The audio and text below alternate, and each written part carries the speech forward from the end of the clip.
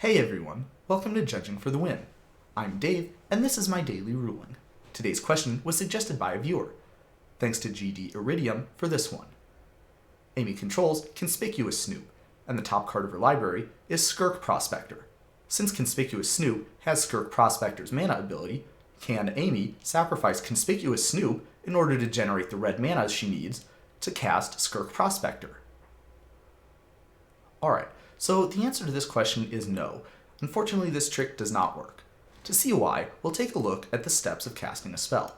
First, Amy is going to move the Skirk Prospector onto the stack, at which point the Skirk Prospector is no longer on top of her library, so that means Conspicuous Snoop won't have the mana ability anymore. Amy might sacrifice the Conspicuous Snoop for red mana before this happens, however then, she won't be able to move the Skirk Prospector onto the stack, because Conspicuous Snoop will no longer be in play, letting her cast that spell from the top of her library. So either way, it doesn't work out quite right. So let's take a look at a couple of altered scenarios which will work out. First of all, if Amy has another goblin, any other goblin, that she doesn't mind sacrificing, she can sacrifice that with the Skirk Prospector's ability, while the Skirk Prospector is still on top of her library. Skirk Prospector lets you sacrifice any goblin, so it doesn't matter that only Conspicuous Snoop will have that activated ability. Once that red mana is in her mana pool, she can proceed to cast Skirk Prospector as normal. Now that's pretty cool, but I think there's another way she could do it that would be even better.